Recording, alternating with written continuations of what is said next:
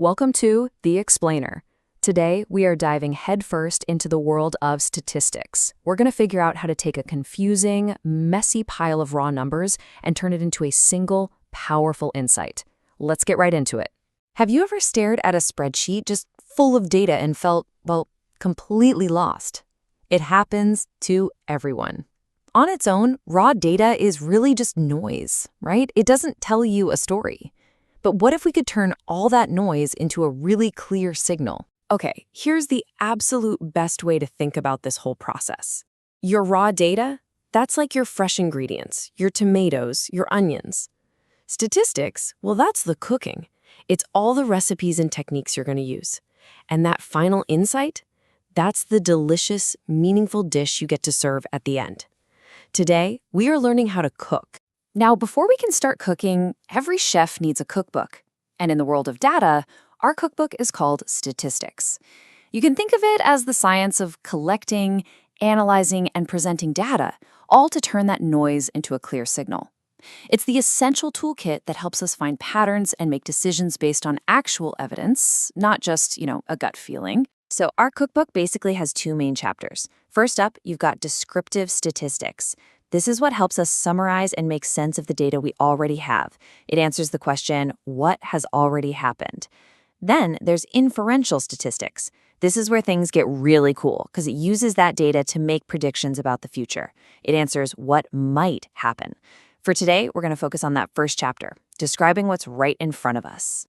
Just like any good chef, our very first step is to get to know our ingredients.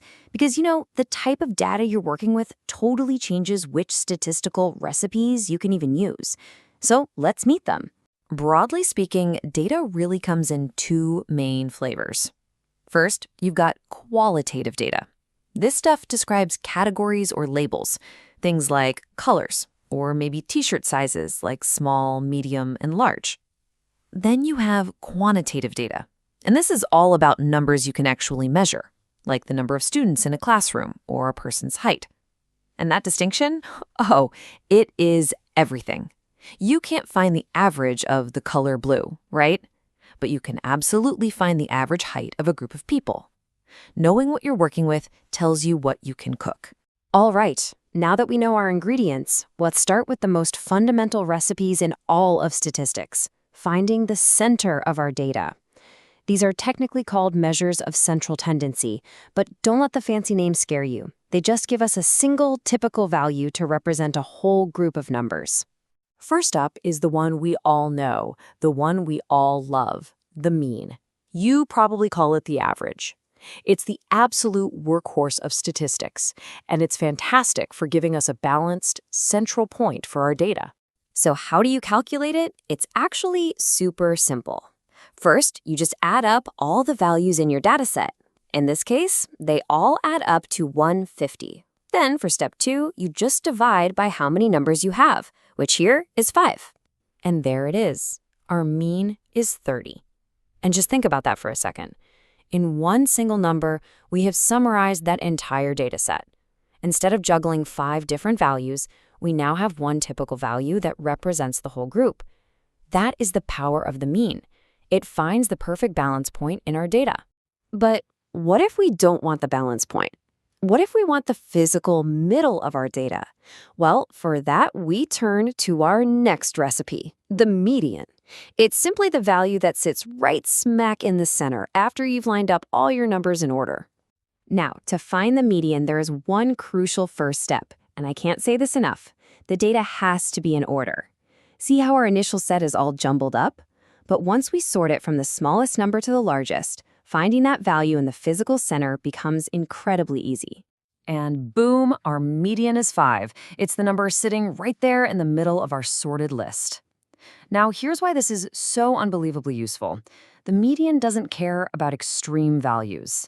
If our last number was 900 instead of 9, the median would still be 5.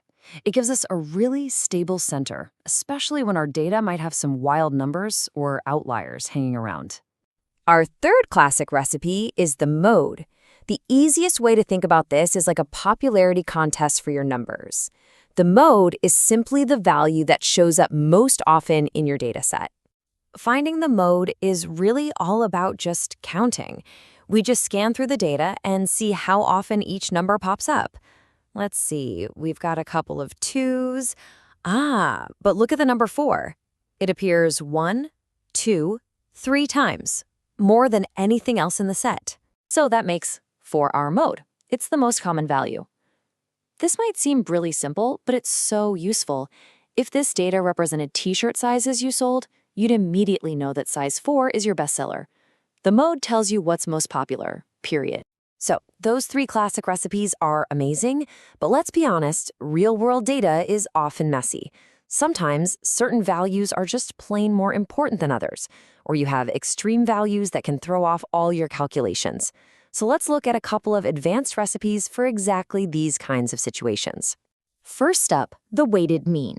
This is a special kind of average where we give each value a weight to show how important it is, because sometimes not all data points are created equal, and this recipe totally gets that. Let's look at this with a student's grades. Notice how each subject has a different weight? Science, with a weight of 4, is clearly the most important class for their final grade. To figure this out, we multiply each mark by its weight, then we add up those products to get 740. Finally, we divide that by the total of all the weights, which is 9. And our result is a weighted mean of 82.2. Now, check this out. If we had just taken a simple average of the marks, 80, 70, and 90, the grade would have been 80. But because the student did so well in their most important class, science, the weighted mean gives them a higher and frankly more accurate grade. It tells a much truer story. Okay, so what about those pesky extreme values, those outliers? Look at this data set on the left. That one value of 100 is a classic outlier. And see how it pulls the regular mean all the way up to 23.6? That number doesn't really represent the rest of the group at all. So, the solution? The trimmed mean. We literally just trim the edges. We remove the highest and lowest values and then calculate the mean of what's left. The new mean is 12, which is a much fairer representation of the data's true center. So, let's recap. We've taken our raw ingredients, our data, we've applied our recipes, the mean, the median, the mode, and even a couple of advanced ones, and we've cooked them into something that's actually understandable. The final dish has been served. And this really brings us back to the whole point. At the end of the day, statistics isn't just about crunching numbers. It's the science of finding the story that's hiding inside the data. It's how we transform chaos into pure clarity.